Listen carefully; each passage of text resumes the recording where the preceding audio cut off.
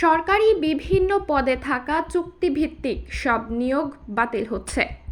এজন্য চুক্তিভিত্তিক নিয়োগ বাতিল পাওয়া ব্যক্তিদের তালিকা তৈরি করে এর মধ্যে যেসব নিয়োগ নিয়ে বেশি বিতর্ক আছে সেগুলো অনতিবিলম্বে বাতিল করা হবে এবং পর্যায়ক্রমে সব চুক্তি বাতিল করা হবে।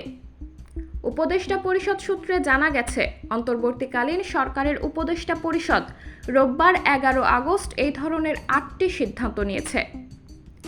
বাংলাদেশ ব্যাংকের গভর্নর ও ডেপুটি গভর্নর নিয়োগ এবং বিএসইসির চেয়ারম্যানের পদত্যাগপত্র গ্রহণের সিদ্ধান্ত নেওয়া হয়েছে বলে এক সংসদ বিজ্ঞপ্তিতে জানানো হয়েছে।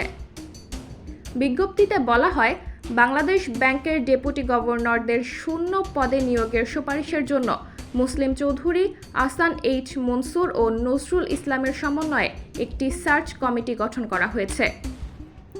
সিদ্ধান্ত অনুযায়ী যত তাড়াতাড়ি সম্ভব সব আহত আন্দোলনকারীদের একটি তালিকা প্রস্তুত করা হবে এবং তাদের চিকিৎসার খরচ সম্পূর্ণভাবে সরকার বহন করবে। স্বাস্থ্য মন্ত্রণালয় সেই অনুযায়ী সব হাসপাতালকে নির্দেশ দেবে। সরকার নিহত আন্দোলনকারীদের পরিবারকেও সহায়তা করবে।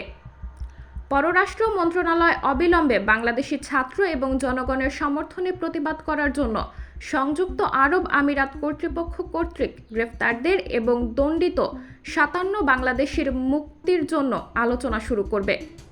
প্রয়োজনে প্রধান উপদেষ্টা নিজেই সংশ্লিষ্ট সরকারের সঙ্গে কথা বলবেন।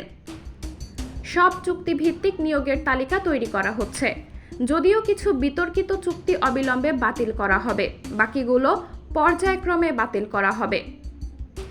সব নিত্য প্রয়োজনীয় জিনিসপত্রের সরবরাহ নিশ্চিত করতে হবে। কোথাও কোথাও ধর্মীয় সংখ্যালঘুদের ওপর হামলার ঘটনার গভীর উদ্বেগ সঙ্গে প্রকাশ করা হয়েছে। এ ধরনের জঘন্য হামলা সমাধানের উপায় খুঁজতে প্রধান উপদেষ্টা অবিলম্বে প্রতিনিধি সংস্থা এবং অন্যান্য সংশ্লিষ্ট গোষ্ঠীর সঙ্গে বসবে। মেট্রো রেল 17 আগস্ট থেকে চালু হবে, তবে মেরামত না হওয়া পর্যন্ত কাজীপাড়া ও মিরপুর ক্ষতিগ্রস্ত স্টেশনে রেল থামবে না।